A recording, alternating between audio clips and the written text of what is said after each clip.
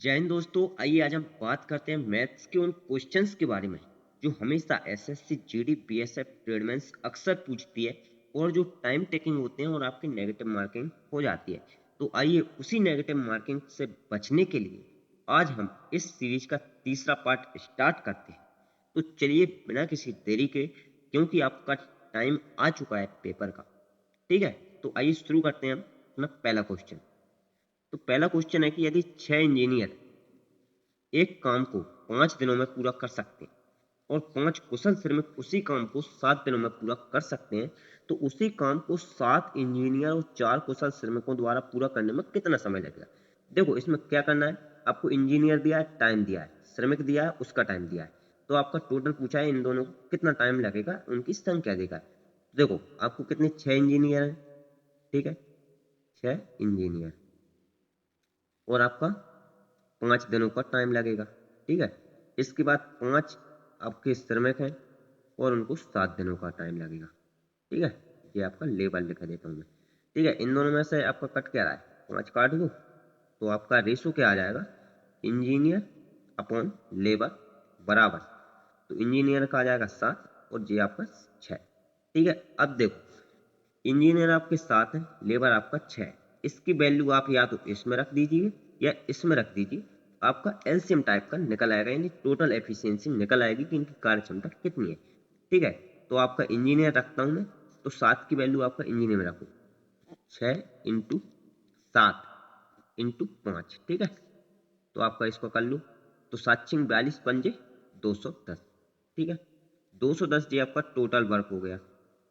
ठीक है, इन दोनों के द्वारा। अब जी का कह रहे हैं कि 7 इंजीनियर और आपका 4 लेबर, इनको कितना टाइम लगेगा। तो इंजीनियर की वैल्यू कितनी है 7 और लेबर की वैल्यू कितनी है 6। तो इनका मल्टीपल करके आपका यहाँ कर दो, तो 7×7=49 और 6×4=24, इन दोनों को जोड़ लो तो 210/73। बस इसमें आपका भाग दे दो, तो आपका 73×2=146 और आपको बचा कितना 64। तो 64/73, ऑप्शन नंबर बी आपका एकदम करेक्ट आंसर हो जाएगा। ठीक है, ऑप्शन नंबर बी। आइए आपके नेक्स्ट क्वेश्चन की ओर चलते हैं। तो दूसरा क्वेश्चन है कि 3 थैलों में कंचों की संख्या का अनुपात 2:3:4 है। यदि प्रत्येक थैले में 12 कंचे और डाले जाते हैं तो अनुपात बदलकर कितना हो जाता है, 8:11:14 हो जाता है। तो शुरुआत में कंचों की संख्या कितनी थी। ठीक है, तो आपको शुरुआत में कंचों की संख्या निकालनी है। तो इसमें आपको कुछ नहीं करना है, इसका जो अनुपात है कितना है, 2:3:4, 2:3:4। ठीक है, अब इसमें आपने कितने 12 कंचे और ऐड कर दिए, तो 12 आपका इनमें भी ऐड हो जाएगा। तो अनुपात कितना हो जाएगा आपका 8:11:14। अब आपको क्या करना है, देखो इनमें से आप या तो ये दोनों रेशो ले लो या फिर आपका ये दोनों ले लो। ठीक है, कहीं का भी ले लो या फिर आपका ये दोनों ले लो। इससे आपको क्या होगा कि दोनों का रेशो लेकर आपका अंतर निकाल के आपका आंसर आ जाएगा। तो ठीक है, तो मैं आपका ये वाला रेशो लेता हूँ। तो देखो 2 का मल्टीपल 11 में और 3 का मल्टीपल 8 में करो, तो 11×2=22, 8×3=24। तो 22 और 24 इनका अंतर कितना आ जाएगा, अंतर आ जाएगा 2। ठीक है, अब देखो ये 2 का अंतर है लेकिन कंचे कितने बढ़ रहे हैं, 12×12×12, तो 12 यानी 36 आपके कंचे बढ़ जाएंगे। ठीक है, तो इसका आपने इसमें भाग दे दो तो 18। ठीक है, एक की वैल्यू कितनी आ गई आपको, 18 आ गई। तो अब ये पूछ क्या रहे हैं आपसे कि शुरुआत में कंचों की संख्या कितनी थी। तो देखो अनुपात कितना है, 2:3:4, यानी कुल 5, 2 3 5 और 4 9, तो 9 है। और एक की वैल्यू कितनी है 18, तो 9 की वैल्यू कितनी हो जाएगी, 18 नंबर 162। ठीक है, ऑप्शन नंबर ए आपका करेक्ट आंसर हो जाएगा। ठीक है, आइए नेक्स्ट क्वेश्चन की ओर बढ़ते हैं। तो आपका तीसरा क्वेश्चन है कि यदि एक व्यक्ति ने 11,520 में 2 भैंसें खरीदी और एक भैंस को 15% की हानि पर और दूसरी भैंस को 19% के लाभ पर बेचा, यदि दोनों भैंसों का विक्रय मूल्य बराबर है तो पहली भैंस का क्रय मूल्य ज्ञात कीजिए। देखो आपको सीपी ज्ञात करना है और एसपी आपका क्या है, दोनों का सेम है, सेलिंग प्राइस आपकी सेम है, और इनका जो फर्स्ट भैंस है वो जी आपकी सेकंड भैंस है, ठीक है। इसका जो सीपी है वो जो एसपी है, और इसका जो सीपी है वो जो एसपी है, इसका जो एसपी और जो एसपी ये दोनों तो बराबर है, लेकिन इनका जो सीपी है वो आपका अलग अलग है। तो यही आपको इसमें दिया हुआ है कि 15% की हानि पर एक चीज को बेचता है। 15% का मान होता है आपका 3/20, यानी 20 की कोई चीज होगी और आपको उसमें 3 की हानि हुई, यानी आपने उसको कितने में बेचा, 17 में बेचा। यही जो कह रहा है कि 20% की दूसरी भैंस आपने 20% 19% के लाभ पर बेचा। तो 19% के लाभ पर बेचा, यानी आपकी कोई चीज 100 रुपए की होगी और उस पर आपका 19 का लाभ होगा, यानी आपने उसको कितने में बेचा होगा, 119 रुपए में बेचा होगा। तो यही क्वेश्चन कह रहा है कि इनका विक्रय मूल्य समान है, यानी बराबर है। तो इसका विक्रय मूल्य तो 17 है, लेकिन इसका विक्रय मूल्य 119 है। तो इसी विक्रय मूल्य को हमको समान करना है। तो इसको समान करने के लिए आपको क्या करना पड़ेगा, इस वाले फर्स्ट वाले का जो विक्रय मूल्य है उसमें आपको 7 से मल्टीपल कर देना।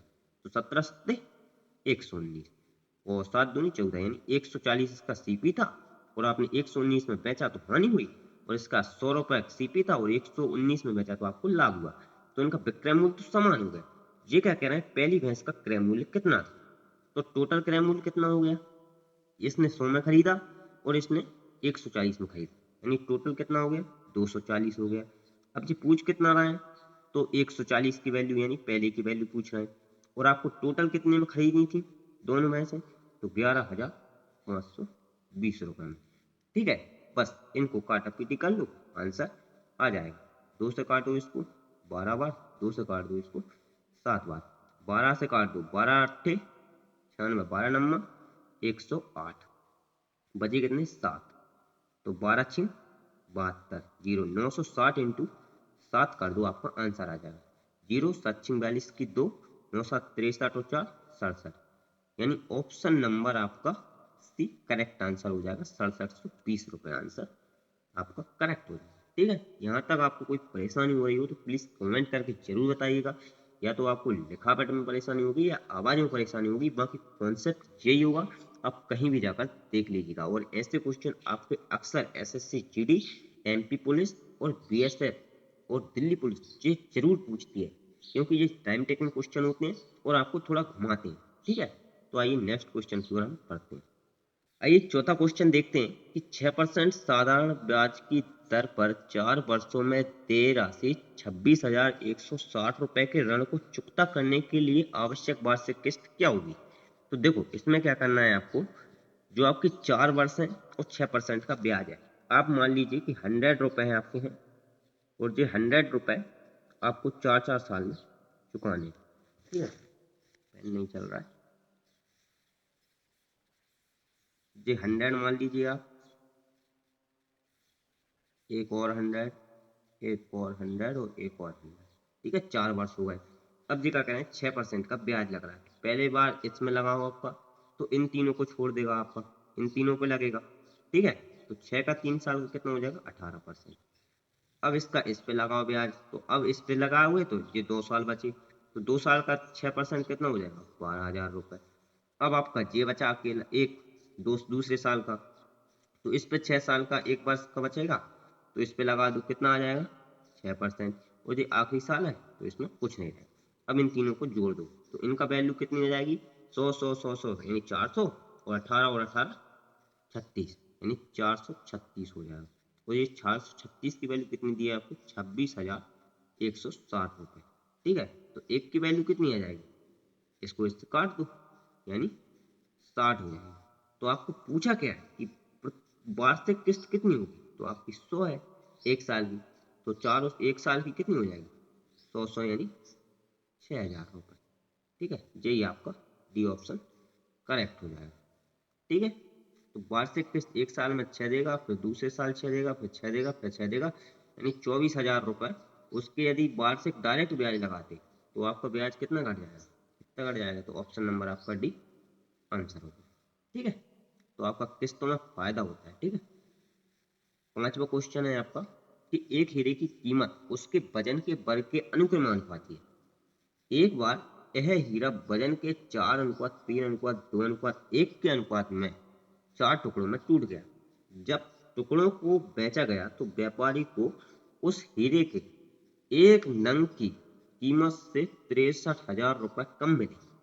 तो मूल कीमत क्या है हीरे की, आपको चेक ज्ञात करना है। ठीक है, तो देखो क्या करना है आपको कि टोटल हीरा कितने का था, तो 4, 3, 7 और 3, 10 का। तो ये टोटल हीरा है। अब ये क्या कह रहे हैं कि इसकी जो वैल्यू है वो कैसी है, वर्ग के अनुक्रमानुपाती। तो 10 का वर्ग कितना हो जाएगा, 100। यानी टोटल वैल्यू इसकी कितनी थी, 100 थी।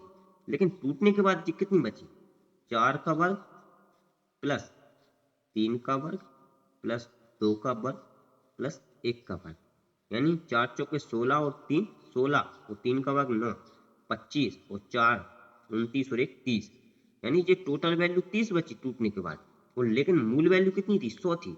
तो इसमें हानि कितनी की हुई, इसको 70 की हानि हुई। ठीक है, और यही 70 की वैल्यू कितनी दी है, ये कह रहा है 63,000 रुपए। तो 63,000 कर दीजिएगा। ठीक है, तो आपको इसको काट लीजिएगा, 9×7 = 63। तो एक की वैल्यू कितनी है, 900 रुपए। तो 100 की वैल्यू कितनी हो जाएगी, तो 90,000 रुपए। यही आपके क्वेश्चन का आंसर है। ऑप्शन नंबर डी आपका करेक्ट हो जाएगा। ठीक है, मिलते हैं नेक्स्ट वीडियो में, तब तक के लिए धन्यवाद। जय हिंद।